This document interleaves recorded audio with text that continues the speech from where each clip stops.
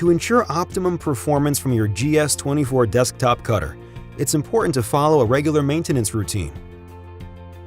To avoid dust and debris buildup, clean the device daily. Moisten a clean towel with a mild isopropyl alcohol cleaning solution and wipe down all surfaces, including the platen, rail, and rear of the device.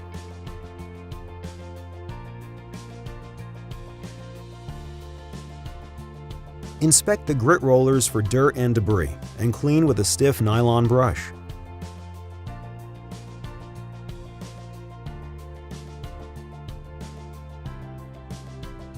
Remove any excess vinyl or large debris.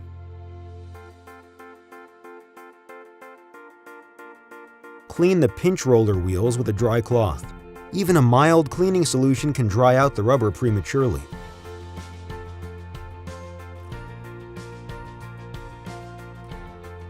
If a pinch roller becomes worn, dry, or damaged like this, it's time to replace it. Begin by placing vinyl under the rollers to avoid losing the small parts you'll be removing. Using needle nose pliers and a screwdriver, remove the C-clamp from either side of the pinch roller.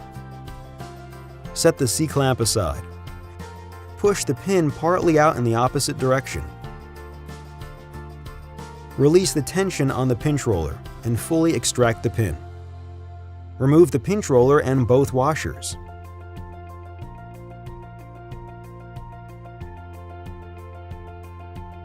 Clean the pinch roller housing with a dry cloth.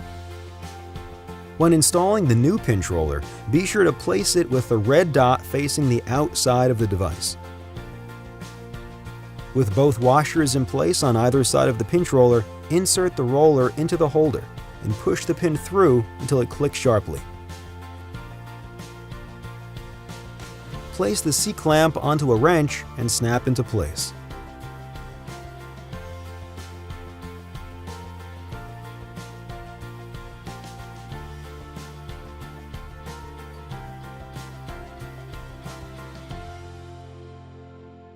Loosen the brass thumb screw and remove the blade holder. Push down the plunger to push out the blade. Use compressed air to remove dust and debris from the cap assembly. Install a new blade and replace the cap assembly.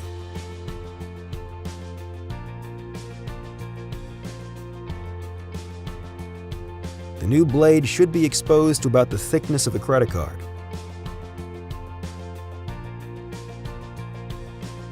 Reinstall the blade holder. Make sure it's seated all the way into the clamp and tighten.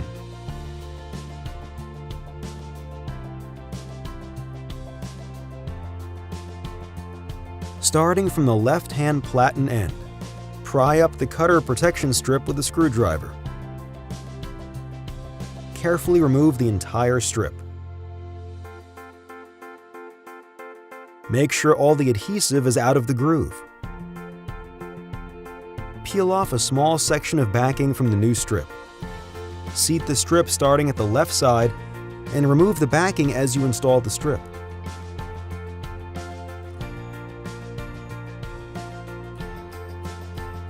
Complete the installation, making sure the entire strip is flat and even.